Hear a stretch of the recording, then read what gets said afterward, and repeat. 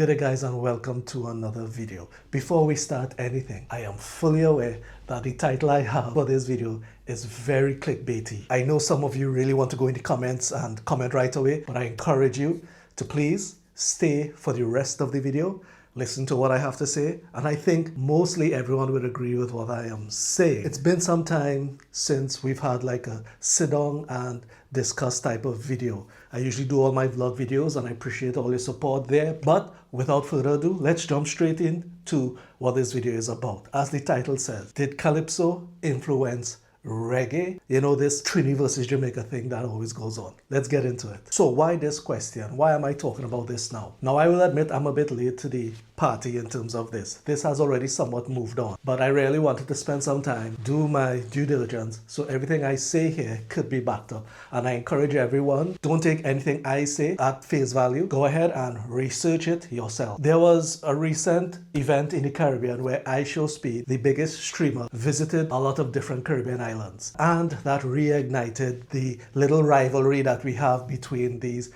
Caribbean islands. And of course, Jamaica and Trinidad has always had this kind of tit for tat back and forth. People started to share videos around who influenced what. And there is this video being shared of Bob Marley saying reggae music was influenced by Calypso. How does reggae and ska come out of Calypso?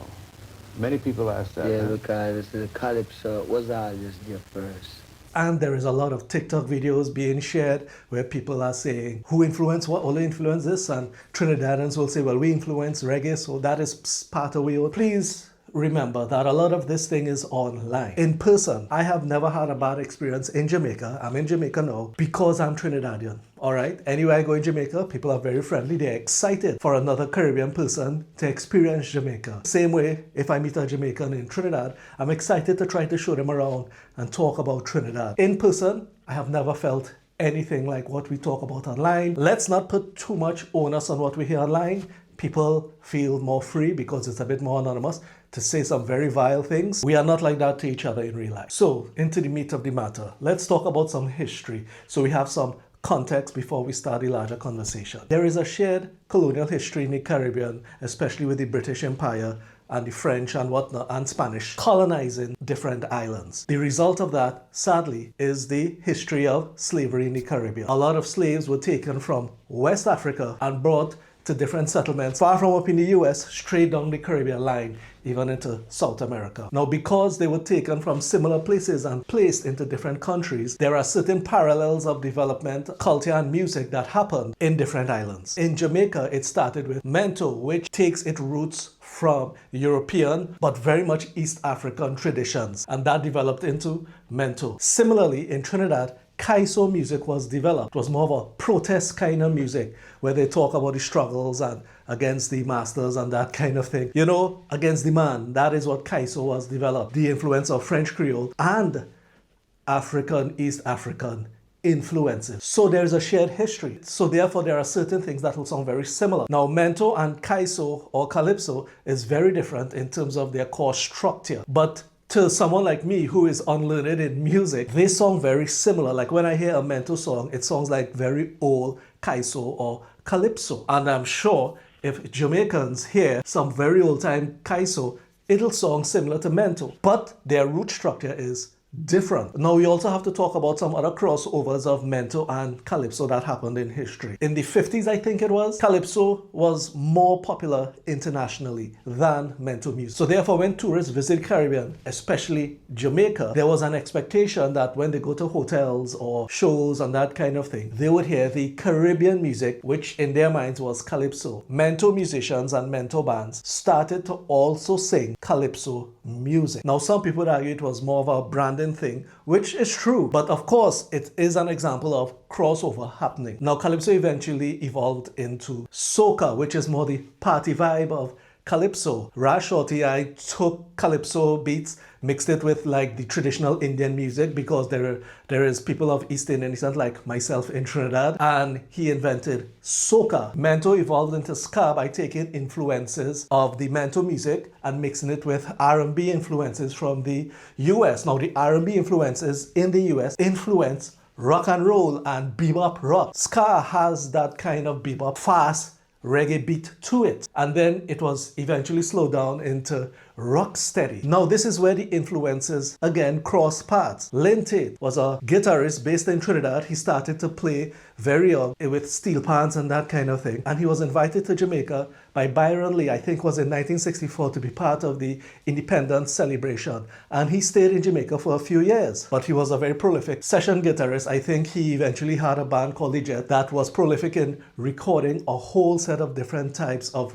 reggae music, particularly rocksteady, that he had a very direct hand and influence in. Lynn Taitt with the Jets went on to record for a lot of reggae producers like Bonnie Lee and Duke Reid. He even was part of the recording of what is considered to be one of the first rocksteady songs by Alton Ellis, Girl I've Got a Date. I'm sure you guys know that song. And he eventually moved, I think in 1968 or 69, to Canada, where he hooked up with Johnny Nash, where he recorded hit songs like Cupid and Hold Me Tight, very popular songs internationally. So Lynn Taitt did have an influence on rocksteady music, and he's Trinidadian. But we need to be clear, influence happened in Jamaica. No one is taking away from the impact that it is Jamaican music. But remember what I said, he was invited to Jamaica by Byron Lee of Byron Lee and the Dragonaires, a legendary record producer. Byron Lee and the Dragonaires back in the day would be traveling between Jamaica and other small islands, but especially Trinidad,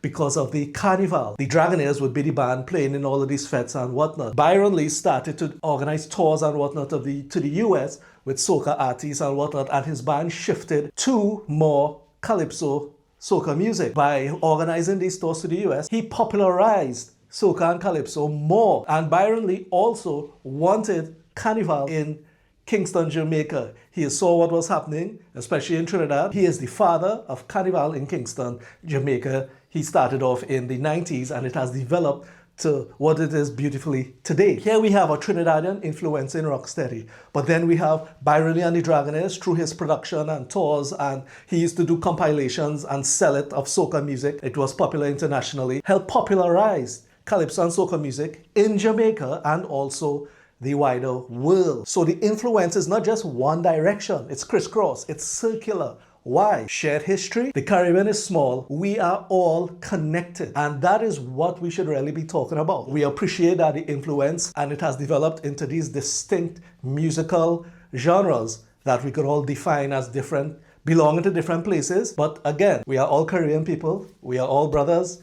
And we should be celebrating Caribbean music in general and not pulling apart. You understand what I'm saying? So as a Trinidadian, I could speak a little bit about why sometimes we get grabalicious. And I will admit that sometimes we are we do too much. But it is based on certain things that I want to talk about here. When you look at the Caribbean, we cannot deny the influence, the international influence that Jamaica has. I've traveled the world. I've lived in Jamaica. I've lived, of course, in Trinidad. I spent some time, months at a time, in the US. And I've lived in Tunisia, which is in North Africa. Everywhere I go, everyone knows Jamaica. Why do they know Jamaica? Bob Marley, reggae, the music. So we can't take that away from Jamaica. Now, when it comes to Trinidad, the country might not be well established, but there are a lot of things internationally that people know about and they don't know it's from Trinidad. For example, Calypso music, the steel pan, and carnival. I've been in Tunisia and hear them playing Calypso and soca music. Nobody knows it's from Trinidad, but they're all dancing. Different carnivals throughout the world is based on Trinidad Carnival. Notting Hill in London, Miami Carnival, New York, Labor Day. Those are all just some base examples off the top of my head. That is a copy of Trinidadian Carnival. One of the biggest ones is steel pan. Steel pan is now a world-renowned instrument. Everywhere you go in the world, there are steel pan musicians, steel pan orchestras. There are big concerts all over. And a lot of people don't know that the steel pan was invented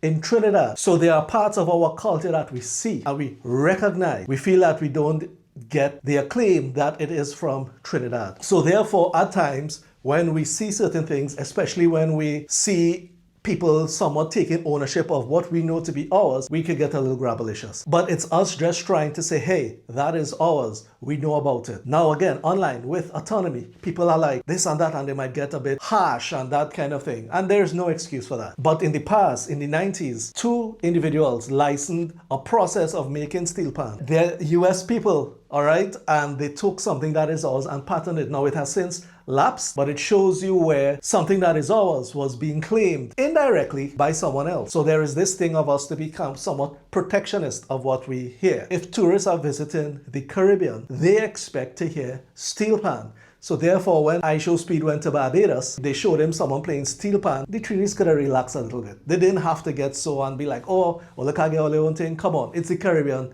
There is an expectation. And we should also look and see worldwide the other influences these little islands in the Caribbean has had. We talked about the Jamaica one, but that goes even further. Do we know who DJ Kool Herc is? His real name being Clive Campbell. In the 70s, he moved from Kingston, Jamaica to the Bronx in New York, and he helped popularize hip-hop. Not only popularize it, develop it. He is known as the godfather or the father of hip-hop. Again, all I'm saying here, you guys go and research it. I am not making these things up, okay? So a Jamaican DJ is considered to be the godfather of hip-hop. What he would do is that he was a DJ here in Jamaica, and he carried some of the traits and skills he used to use here. He would play funk music, and similarly to reggae, when they would mix the beat around and then keep mixing it back, he started to do that with funk music, and then he would start to talk over the beats in a rhythmic way, and over time it developed into hip-hop, rapping, and that kind of thing. We could all talk about reggaeton. We definitely know reggaeton, it's in the name. Also, we could talk about Afrobeats. Yes, it's African-based, but it has been influenced by dancehall and soca. If we listen to Afrobeat music, to me, it's clearly soca, like groovy soca. So it's like an influence where in history, East Africans influenced stuff happening because of colonialism in the Caribbean. And over time, all of that developed and we're now influencing stuff over there. So it's a nice cycle happening. And that is the larger power of the Caribbean influence that it has on the world. Another aspect that came up is that Trinidadians say they own Carnival, and the Carnival we know today, as I mentioned, that is influenced in different parts of the world, is really from the small French islands, and that we take ownership of it like we stole it. Now that would get a Trinidadian a bit upset because it is part of our history. The Carnival in Trinidad happened organically. We didn't copy it from anywhere else. Now there is history in it. When Trinidad was colonized by the Spanish, it wasn't as developed, or it didn't have as many slaves within Trinidad itself because there were other plantations that was more money making, more profitable. The Spanish invited farmers from other small French islands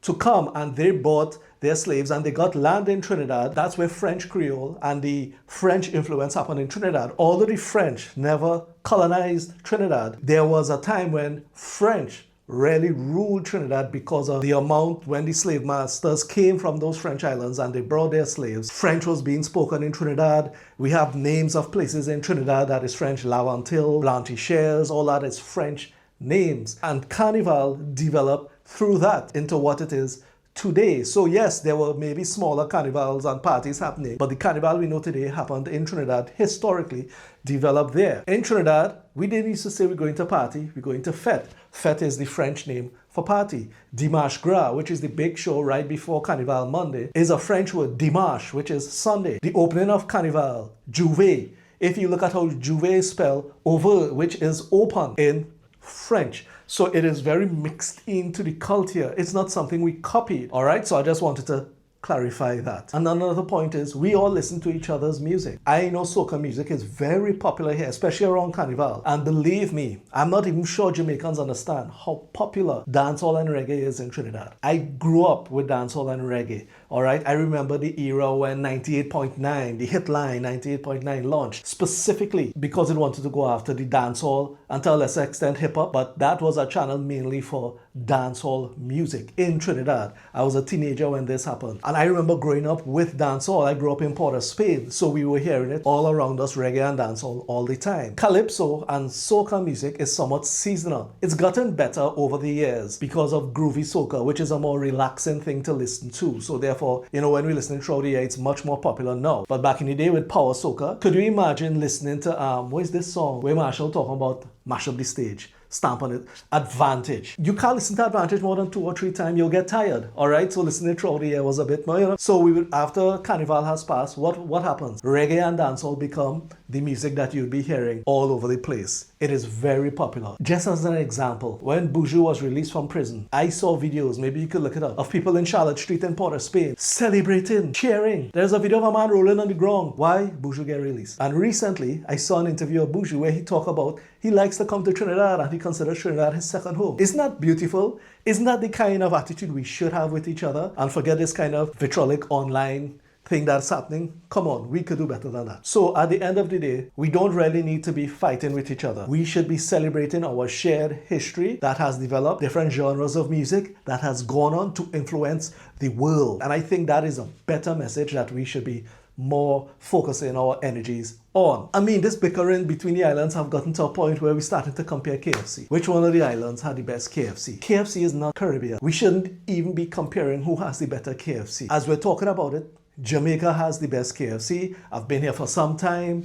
Chicken is more crispy. Chicken itself is better and it's less oily than the one in Trinidad. The one in Trinidad is good, but Jamaica one is better. I've said what I said. I hope you guys enjoyed this video as I covered all of these different topics. I know that it is a lot of information, and again, I encourage everyone to go and do some research. Any of the names that I mentioned in this video, just type it into Google and you will see exactly what I've been saying. And as always, I appreciate your support with this channel. Please start to look at my other videos, go back in my history. I have done tons of videos over the years. So, give me the support, more views, it helps out the channel. All right, interact with video, comment. I really do appreciate it. I have some family that is going to be visiting Jamaica and I'm going to be showing them all over. And I'm very excited to show them how beautiful Jamaica is, both the land and the people. So look forward to those videos. As always, remember to like the video, remember to subscribe, and I'll see you guys in the next one. All right?